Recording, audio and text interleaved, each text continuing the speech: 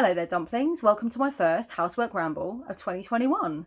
Housework Rambles are a thing that happen here on my channel. If you've never been in attendance for a Housework Ramble before, basically what's going to happen is I'm going to do some housework, usually some long overdue housework, and you guys can follow along doing housework of your own if you would like to and if you need to. So be honest with yourself right now before I get started. Is there anything that you've been putting off that you could do whilst you watch / just listen to me? So for instance, if you've got washing up to do and you can put me into some headphones or speakers, do that. If you've got some clothing alterations or repairs that you've been meaning to do, you can do that. If you've got some organising you need to do, decluttering, cleaning your makeup brushes, cleaning your altar, rearranging things in any way, cleaning the bathroom, pause the video and I encourage you and invite you to also do your housework. Let me accompany you while you get done what needs to be got done. It's going to be a bit shit lighting. It seems like shit lighting to me. Maybe it looks okay as you're watching this, but to me it's kind of naff lighting. A bit of a weird unsociable hour that I'm doing this, but I had like really big nap time earlier, so now I feel really energized and really ready for this. So I'm just going to do it at this weird time of the morning. We're in the witching hour. I'm in the witching hour at the time of filming. And I'm not complaining. I do love the witching hour, as most witches do. So I'm feeling it. I'm feeling the energy. So I'm a person that puts things in bags. I love to put things in bags. I've often told myself I'm no longer going to be putting things in bags. I've told myself that that's the past, okay? I'm done with that, Kellyanne, and I will no longer be putting things in bags. However, I think I've come to the point right now at the beginning of 2021 where I have accepted I'm always going to be somebody who just bags random things up and thinks I'll deal with that later. And usually it's because I want to get that nice energy flowing back through the room if I've been doing art and I've been organising things and I've got bits and pieces out that I haven't thought what I want to do with them yet or where they would live or whatever. Basically they just get thrown into a bag if I want the place to look tidy, if I suddenly just get that urge to have everything arranged, or if people are coming over and I've just got stuff, books and paperwork and blah blah blah, I whack it in a bag. So today I'm going to be going through at least one of said bags. Yes, so that's my plan. I will randomly talk about some of the stuff in the bags as I go through, I'm sure. But the main thing I'm going to be talking about with you guys, as you can see from the title, is talking about having an online platform, having a YouTube channel, talking about something in the online sphere, and mainly talking about the fears and the insecurities that can come with that, and basically pushing through those fears. If you are somebody that has been thinking about creating a platform for yourself this year online, you might find this useful. Obviously, I think it's fair to say the majority of my content is pretty evergreen, so whenever you're watching this in the future, I hope that it will be helpful to you if you're thinking about stepping out and coming onto the platform, or coming onto any platform with a message, with content, with things that you want to say or provide or just speak about in any way. I am doing this as somewhat of a video response to Serendipity Wyrd's video. I would hugely recommend going to watch this video over on Serendipity's channel. I really enjoyed it. It's all about basically how she feels about her sort of entry into the online sphere, how she feels about having a YouTube channel, talking about things that are to do with her spirituality and other stuff, and just sharing and putting herself out there. It's a really interesting video that talks about the fears, the insecurities, the uncertainties, the excuses that she previously made before diving in. And I really just thoroughly enjoyed it. It's a very good watch / listen. So I'm going to leave that down below, and I'm going to be referring to a lot of the points that she made in her excellent video. And I'm also just going to be kind of going off on a few different tangents as well. Okay, so the first thing I want to talk about is something that Serendipity shared at the beginning of the video.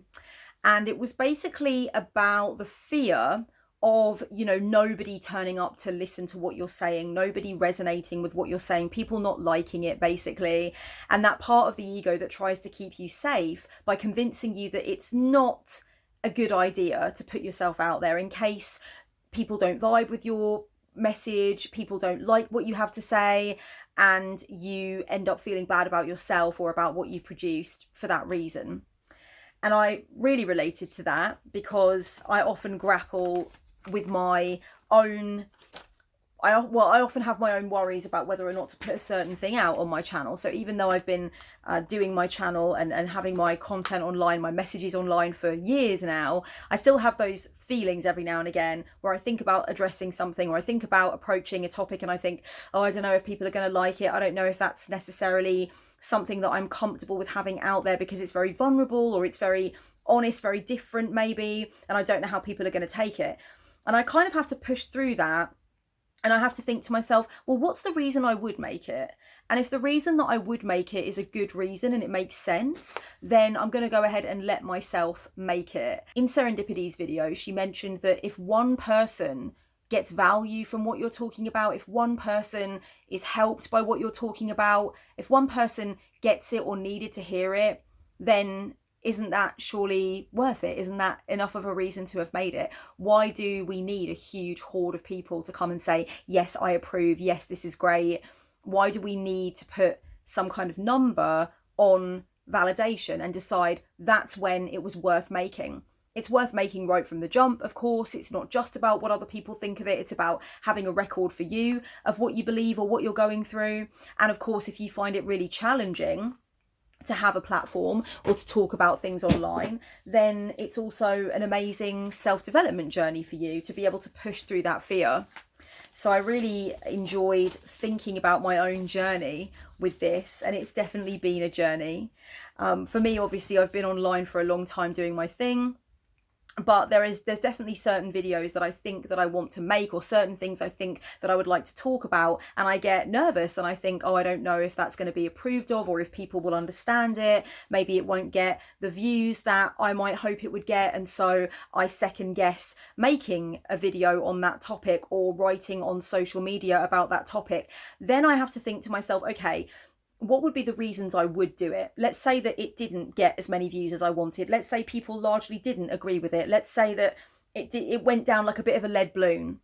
Would there be any reason that I would be glad that I'd made it, glad that I'd said it, glad that I'd put it out there? And much like Serendipity, I think that one of the reasons I would be glad I'd said something or made something is if one person benefited from it, because actually that's really reward enough. Is to know that one person might have needed to hear it or might have needed to consider it, and I created it and they got use from it. You know, that's a really great thing. So that's something I try and keep in mind.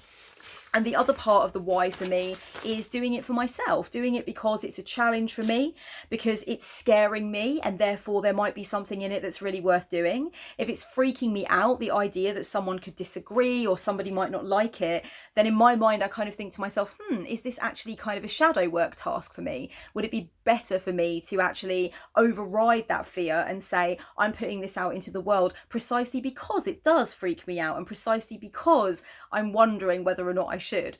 So I kind of see it as a shadow work activity as well. Oh my good gravy, I am going to need to do something about these client notes. They are getting out of hand, darlings, and they need to be sorted through.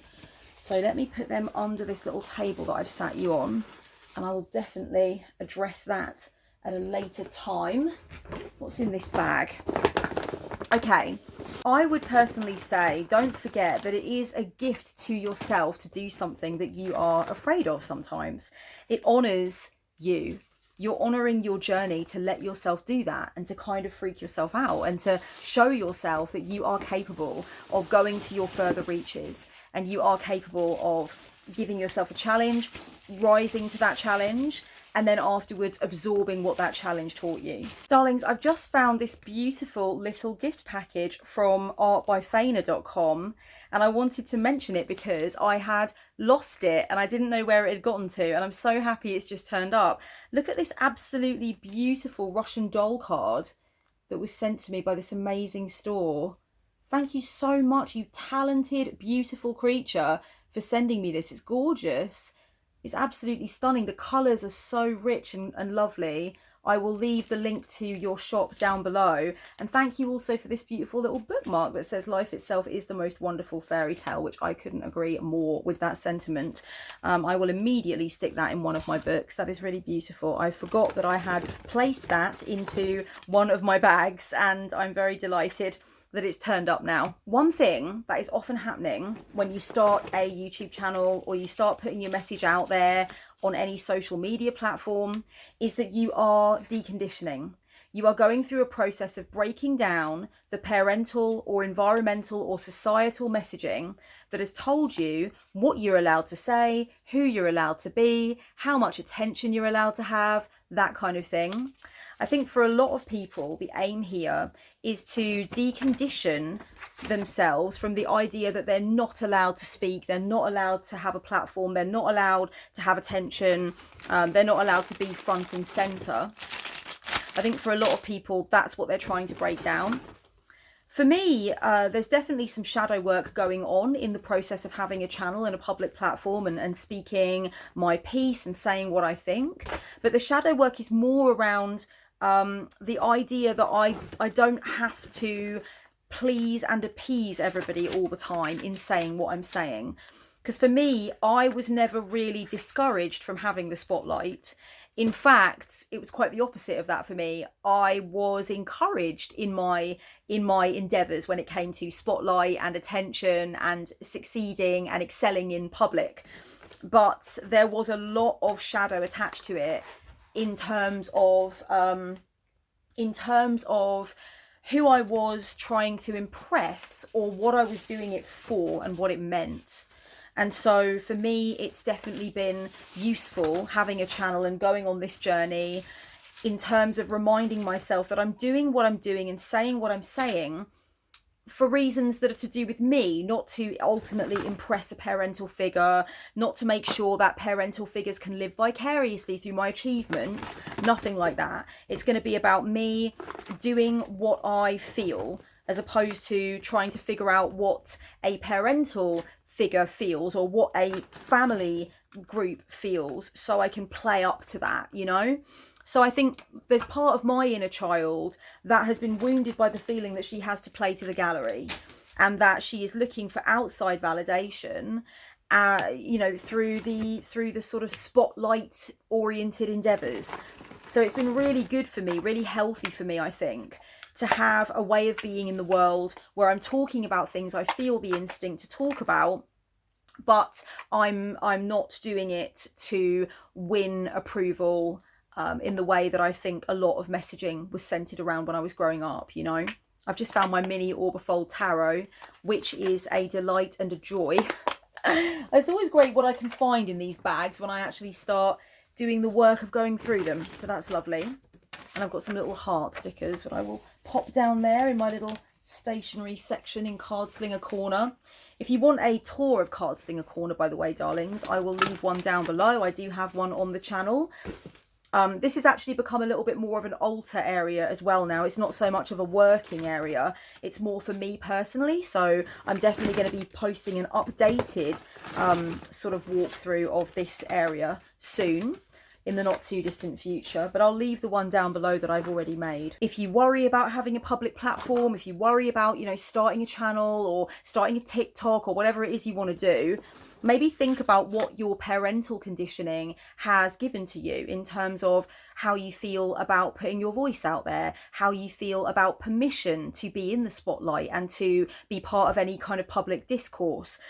What did you learn growing up about what humiliation means? Public humiliation. What did you learn when you were growing up about what it means to represent something and to be an ambassador for something? Maybe you always felt like you had to behave in a certain way so that you didn't show up your family and so that you were always a representative for whatever your family felt themselves to stand for, when actually you may have been really different from your family. And maybe now you want to have a channel or a TikTok or whatever it might be so that you can decondition yourself from this idea that you were raised with, that you have to be an ambassador for the family colours. And you actually just want to be you. You actually just want to allow yourself to be authentically you, and maybe having a platform, maybe putting a message out there, maybe interacting, sharing is going to be part of your shadow work around that and your ultimate healing from that. Another thing Serendipity brought up in her video, which I thought was really interesting, was the fear of inconsistency in the nature of the content. Like, you know, what is the project about? What is the channel all about? She worried about having too many different things that she was talking about and not actually having a niche. And I also have had my worries about this over the course of time.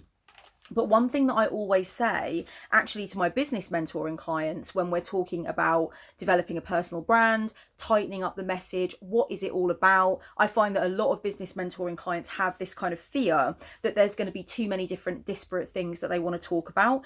And I always say to those clients, your niche is you. You are the central thread that runs through everything, you know, like a word through a stick of rock. As long as your energy, your philosophy, your core teachings, your personality is in there, then quite often you can find yourself straying into lots of different kinds of territory that sometimes don't seem to have much to do with each other at all. But it works because it's you and it's coming from your perspective. You have a certain angle on it, and that angle makes it into something that has a certain feel to it, has a certain vibe to it. So, for example, one thing that I've really recognized with myself is that I can talk about anything as long as I'm being authentic and as long as I'm sort of threading the work through with the key things that it's always been really important to me that I put across in everything that I put out there. So for me, I've always thought of the big 3 key words that define my work as healing, empowerment, and creativity. So as long as anything that I'm putting out there provides empowerment, creativity, or healing, and preferably one or more, you know, so 2 or 3 if I can get it, then it's fine. And as long as I feel I'm being authentic while I'm creating it as well, that's really important.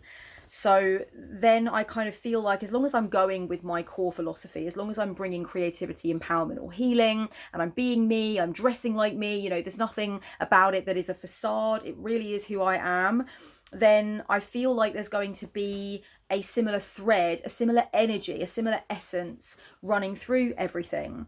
And to be honest with you, with the kind of channel that I've got, like, you know, it's about self-development, it's about self-actualization, leveling up spiritually, you know, the life journey, if you will. I know it's been done to death, that kind of terminology, but some things are done to death because they're good and they work. And I think that I'm lucky with my channel, to be honest, that I can go into lots of different kinds of territory. So, for example, if I wanted to make a video about personal style, I could relate that back to empowerment, creativity, you know, being more who you are in the world. If I wanted to make a video full of recipes, I could definitely relate that back to self-love, self-care, you know, nurturing your body because it's a part of yourself. So I can go in lots of different directions. I have a video upcoming about heartbreak and dealing with heartbreak. I have a video upcoming about exercise, working out, and the spiritual focus on that. So I'm lucky that I can go into a lot of territory anyway, as can a lot of clients of mine who do work with me around their message and their online content and stuff like that. So I guess I am luckier than a lot of people. But to me, I think that a lot of projects can go into a lot more territory than we think, as long as we have a specific philosophy or a specific voice and a specific energy that we're bringing to the proceedings. I think a lot of things mesh together better than perhaps we tell ourselves that they do. And I have just found in one of my bags my classic witchy bin bag looking dress.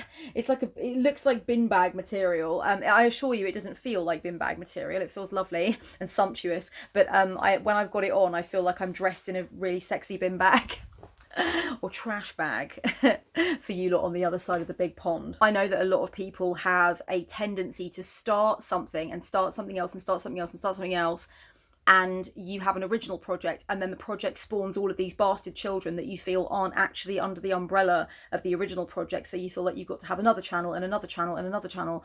And believe me, okay, I've got a Virgo moon, I get it, I do understand categorization is a thing that we do desire, but it also can be so finicky and such a pain in the arse and really not advisable at the same time, right? So, you know, for me, I've definitely had moments where I think maybe I should have a booktube channel, you know, maybe I should have a channel where I just talk about books exclusively, and that could be a side channel. I've thought about having a vegan cooking channel. You know, I have these various thoughts where I realise that I might want to veer off and I might want to start talking about something else that's very specific, and I would like to have a channel for that. I'm definitely not completely against it, but do I think people can be a little bit trigger happy with it? Definitely. I definitely do.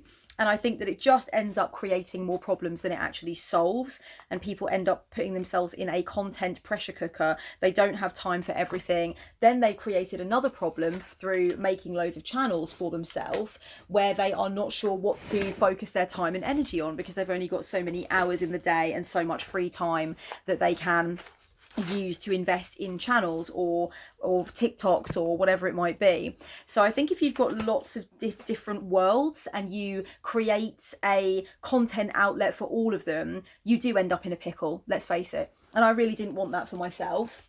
Hang on, let me just think what I want to do with this. This is a scrap pad. I've had this scrap pad forever. It's probably on its last few pages now, to be honest, that are usable.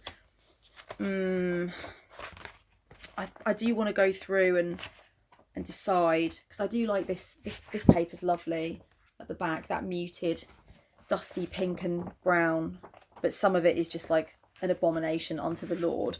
Like, look at this one, that's not usable for me. Be merry, live, love, give, become, sing. No, nine, yet, nay. But I can do something else with that. I think it's, I'm not sure what I can do with it, but I can definitely do something with it. I don't think it's quite for the recycle pile just yet. So maybe I'll fling it. Maybe I'll frisbee it over yonder, darlings. Woo! Okay, that didn't go quite as I expected, but fair enough. Yes, so, this is a letter from somebody that I really wanted to say thank you for and reply to. It's got some really beautiful bits of ephemera in it. Some gorgeous like flowers and stuff that I can use in my projects. Thank you to the person who sent me this. They're absolutely beautiful, and I'm so sorry that I have not gotten back to you yet. I put a collection of the things that I received in my PO box into a bag, and I was a very silly Billy, and I'm only just getting them out now. So thank you so much for these beautiful bits and pieces. They're lovely. I will write back to you. I'll send you a thank you card. Ooh, I'm finding euros. I'm an international kind of a girl, you know. Take us back, EU, for God's sake. I don't know. I would say, really, on the topic of starting different projects for different things, just be sure that you do want to do that. Don't do it too hastily. Take time to think about it. Every single time I've taken time to think about whether or not I really want to do it, the impulse has passed me by. And I've figured out that actually what I want to do is make a video or a collection of videos, maybe over the course of time, on the channel that I've got now about the thing I was going to make a secondary channel about. So really it's just sort of an overreaction to the feeling that something doesn't quite fit. And actually I end up in the end being sure that I don't really want to have all of those different projects. So just make sure you've thought it through. That's what I will say. Serendipity talked a little bit in her video about the fear of talking about the fantastical stuff that happens with witching. That is for the wash basket. And, you know, the sort of worry about how that would change people's perceptions of her, worried about what other people think. This is a really common one, totally normal. I've had it as well. I definitely had it when I started talking more about working with deity. That for me was a little bit of a jumping over point where I was nervous about what people would think, but not nervous enough not to do it. I did want to go ahead and just talk about it and not let that hold me back. But I would be lying to you if I said that it didn't occur to me at any point that I might lose some people by talking about that. I know that that might disappoint others of you who see me as a really, you know, sovereign, I don't give a fuck kind of person. And you know what? I don't give a fuck, genuinely. I mean, clearly I don't. I've got like 600 videos on the internet talking about all manner of things. So I think really I'm quite fortunate to give, I don't know, less of a fuck on average, perhaps. But at the same time, you know, everybody has their things where their sort of sore points or their areas of sincere vulnerability where they judge themselves maybe a little bit, judge themselves for some of the things that they pursue or are interested in or believe in. And I definitely did judge myself at the beginning of my journey with deity. There's no doubt about it. I definitely had my feelings of wanting to censor myself and wanting to not even believe that I was working with personified deity or feeling the call to work with personified deity. it was something that left me feeling a bit insecure about myself because I'd never identified it with it before. And so when it started coming up, I felt weird about it within myself. And so it took me a while to get comfortable completely with the idea that, like, I'm talking about this on a public platform. People are going to have their opinions about it. Some people are not going to understand it in any way, and it's going to be weird for them or uncomfortable for them. So yeah, that took me a while to get used to, I think. I absolutely love this painting, Birthday by Dorothea Tanning. It's such a beautiful painting. I've got several postcards of it, and I think when I move into a bigger place, I'm going to get a gigantic repro of it, a framed repro of it, because I just love it so much. Oh my goddess, it's gorgeous. I mean, yeah, some people are going to change their mind about you once they find out that you involve certain things in your spiritual practice. But how much you want to lose sleep over that is something that really you need to discuss with yourself, because I think it's fair to say that for the majority of us, we don't want to lose sleep over that stuff, do we? We want to be able to give ourselves permission to find our people and enjoy talking about what makes us happy in our spirituality and what we've learned, without being slowed down by the idea that we've got to stay in a certain club, or we've got to be approved of by people that would judge, outright just fully judge and be disparaging of something that we believe in. Am I ever going to fucking unbox Mother Peace Tarot? That is the bastard question, and I really don't know the answer, but for now I'll stick it there. I know people have to have sort of different dialogues with themselves about how open they want to be in the online realm. For instance, some people really feel that they want to find their community, talk to their people about what they're going through spiritually, about what they're learning. They want to be, for instance, deeply connected to the witchy community or to the Cardslinger community, but their parents don't know anything about their journey, or they worry about being found out by work colleagues. Maybe they work in an industry where that kind of thing is not that accepted. You know, that kind of stuff is really difficult. Now, obviously, you can use a different name. Obviously, you can start sharing in a way where you don't actually exhibit your identity. You're not face to camera, or you start a blog, something like that. But I know that it's definitely not easy. It's not easy for people to make these kinds of decisions. It's a dialogue that you've got to go through with yourself. I know when I first started with my channel, I did feel the weird feeling that certain people who previously hadn't known anything about my spirituality would be able to probably easily find that stuff. And of course, when I switched to my real name, that definitely was a feeling for me of like, wow, this is full exposure. If you Google me, all of this stuff is going to come up about me being a witch and stuff like that. And yeah, it was sobering. I took a few moments with that and thought, whoa, this is a different kettle of fish. Again, I thought about the why. Why would I want this? Why would it be a good idea? And the why took me through. The why sustained me, let's put it that way. For definite. And I think for you, if you're listening to this and you're thinking, I'm on that precipice, I'm on that margin rather between not wanting to expose myself and wanting to get on with something that I feel deeply moved to do and fuck everybody else. If you're kind of between those two states of play, definitely think about what's important about it for you. What would it really give you? Would it give you something that you couldn't get in any other way, perhaps?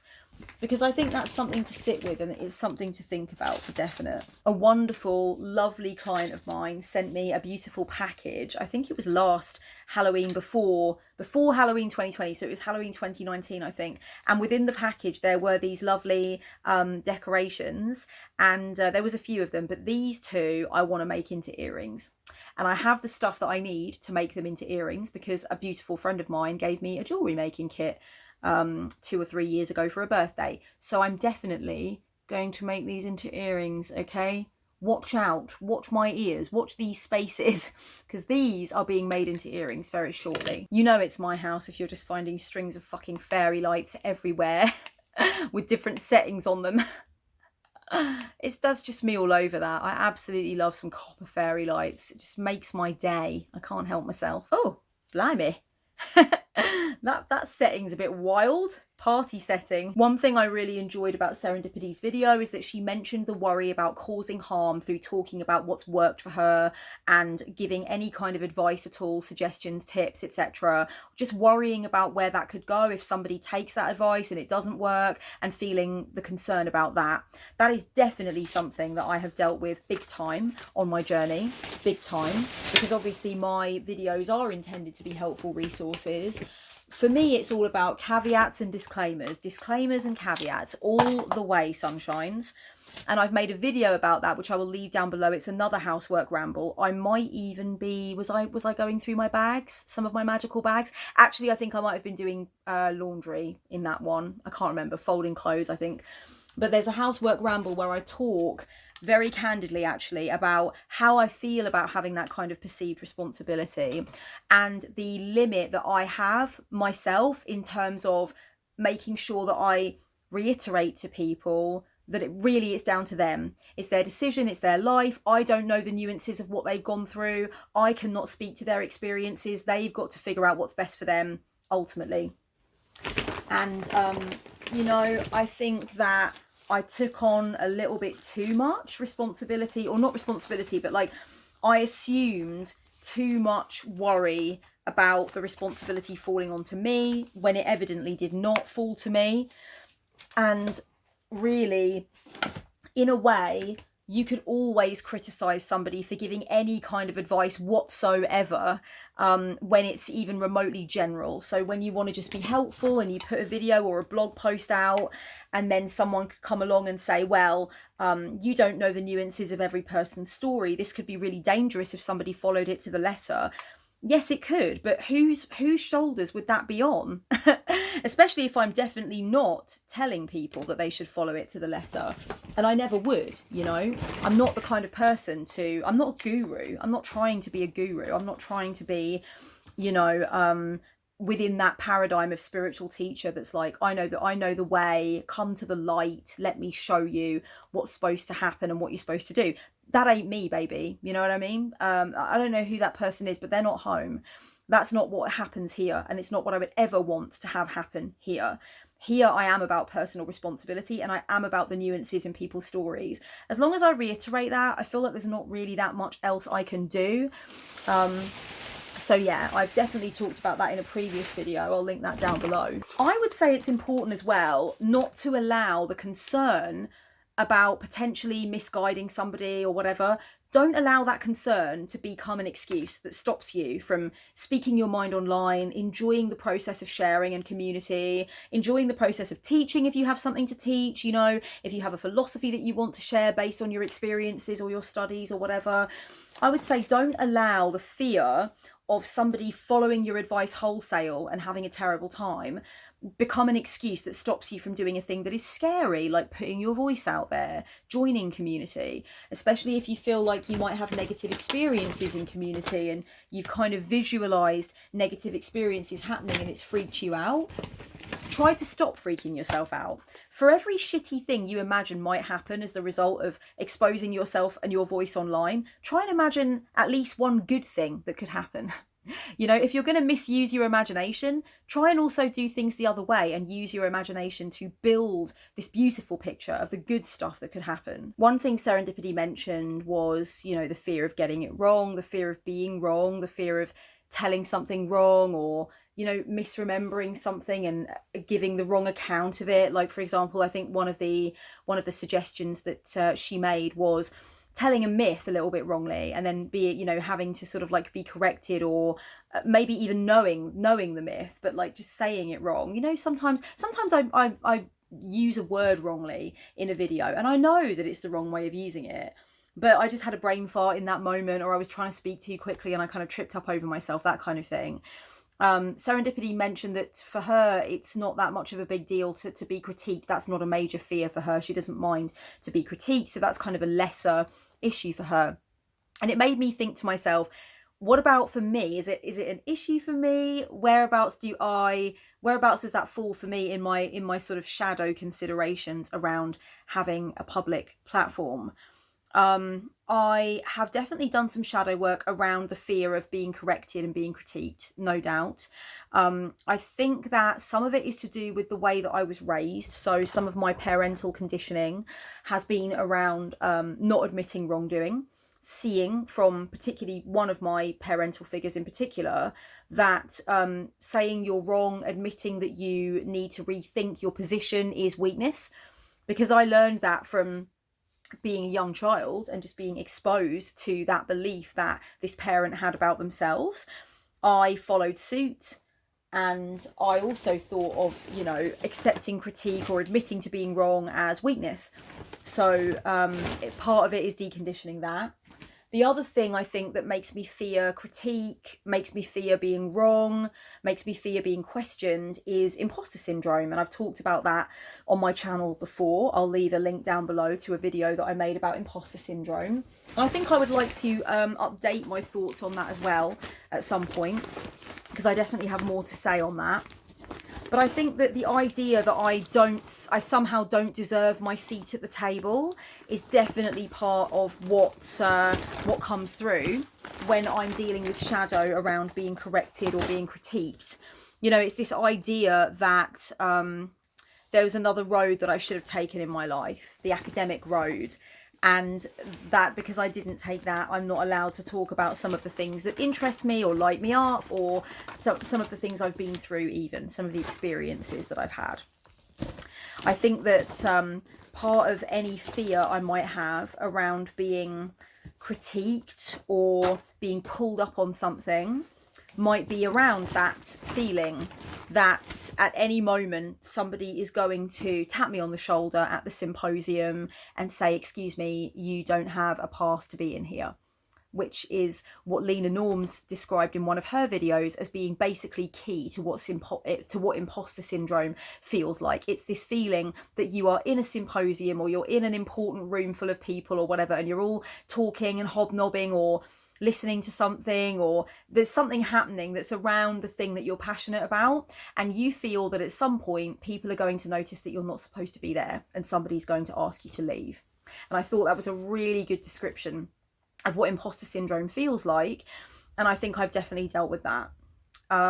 So that's a really, really interesting one. Whenever we realise that it might make us feel small or feel scared or feel exposed to be wrong or to be questioned on something, or to be told by a person, I know more on this than you do, let me explain to you. Whenever we realise that that would make us feel small or disempowered, we have to question why, and should it make us feel small or disempowered? And we always should be capable of taking some degree of critique when we're putting things out in any capacity. It's just part of maturity. It's just part of managing our emotions, managing our expectations, dealing with life. People have a right to respond, and people have a right to engage with us. And, you know, not a right to engage with us, but a right to seek our engagement. Nobody has the right to engage with you, really. If you don't want to engage, you don't have to. But certainly if you're putting things out and somebody wants to say, hey, I have some thoughts on that, or hey, I think differently, or I've read something different, or whatever, you know, they have the right to say that. They have the right to sort of highlight something that you've said that they don't agree with or whatever. I always think to myself, who is expecting me to be perfect in this situation? Aside from, of course, me. Who is expecting me to never fuck up, aside from, of course, me? So then I stop expecting myself to be perfect and to never fuck up. And instead I just think to myself, I'm human, I'm going to embrace it, I'm going to own it. And that was part of my bigger journey of self-development anyway. It wasn't just about having a public platform and fearing critique in that way, fearing exposure in that way. It was also just in the larger sense, deconditioning myself from this idea that if you're wrong, or if you've got to rethink something, or, you know, if you've got to admit that you don't know, it means you're weak, it means you're flawed, it means that you have fucked up in some way. And I'm really glad that I am doing that larger piece of work all the time. And sometimes, you know, there are setbacks because it's very powerful conditioning. But it's just about recognizing consistently that conditioning and deciding that I do want to go in a different direction, and praising myself when I do go in that different direction. It's very healthy to do that. And that is really the piecemeal nature of most shadow work, isn't it, I think? Whenever you fear critique, or whenever you have been critiqued, whenever someone hasn't agreed with you on something and you feel sore about it, you also have to say to yourself, do I believe that I am deserving of my opinion? even if I am going to rethink my opinion, do I believe that I was deserving of having that opinion at the time and that I'm now deserving of being able to update it or to think about it or to go and read more widely? You know, do I really think it's a terrible, like unforgivable sin that I said something or thought something that wasn't quite the case, or that I need to now go away and rethink? You know, so try not to be too hard on yourself. Try not to be too extreme with yourself. The person who sent me this card knows who they are, and it is Hipsterpotamus. Amazing. I forgot how amazing that card is. It's turned up in one of my bags, and I love a bit of wordplay. Look at this notebook my friend got me. No more shiitakes to give. Oh, yes, wordplay. Puns for days. Puns galore. Bring them on, for God's sake. Somebody made me this absolutely beautiful sort of like altar decoration bookmark with some really gorgeous words on the back of it. Thank you so much for that. That is so stunning. And I had that in one of my books that I was reading, one of my witchy books. And now I'm going to place it directly on my altar right in front of the cauldron. That is so pretty. Oh my God, that's so lovely. Gorgeous. Speaking of shadow work, actually, a few months ago, I think it was last October, there was a discussion about the use of the term shadow work in the witchy and specifically in the cardslinger communities, and this idea that you know, it's not really a term for laymen, that the idea that the shadow work thing is a psychological community thing, and that it's not something that we should be talking about or using or teaching or whatever.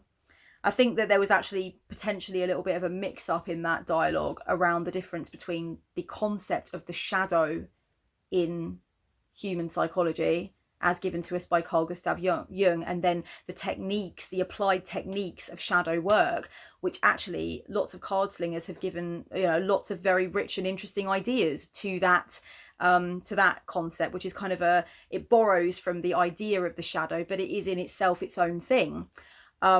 Anyway, it was kind of interesting. I felt like the idea that people shouldn't use the term shadow work or shouldn't say that they are doing shadow work or whatever had a lot of holes in it. I felt like there was some gatekeeping there, some elitism, the dismissal of important contributions made by card slingers to the concept of shadow work. Also, I think the misunderstanding that card slingers don't understand the difference between the concept of the shadow in human psychology and shadow work in terms of applied techniques that borrow from that idea.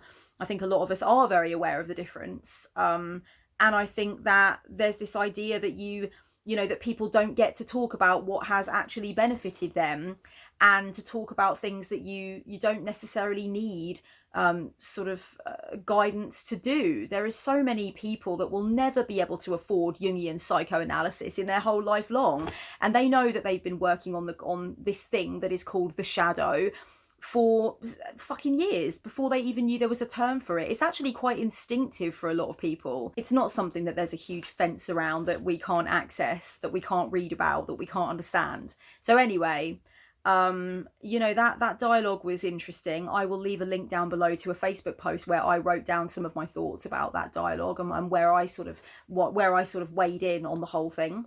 But obviously, because shadow work has been such a huge part of my overall body of work on YouTube, there was an interesting set of emotions for me around this discussion, and I was struggling with it for a few days, actually. It was difficult for me.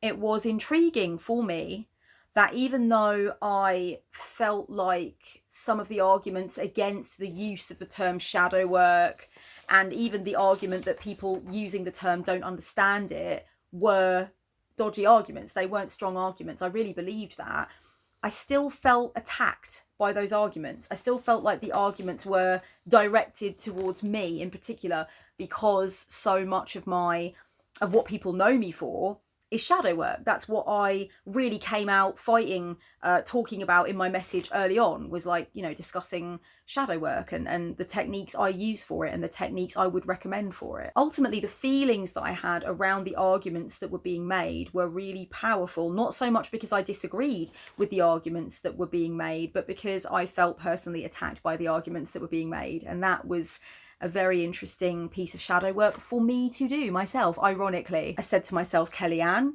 You are feeling that feeling that someone's tapping you on the shoulder at the symposium or the open day or whatever, and telling you that you need to leave, that you do not have a pass to enter this room. You are not allowed in here to talk about these things. Your contributions are not up to par. They're not useful. They are not valid.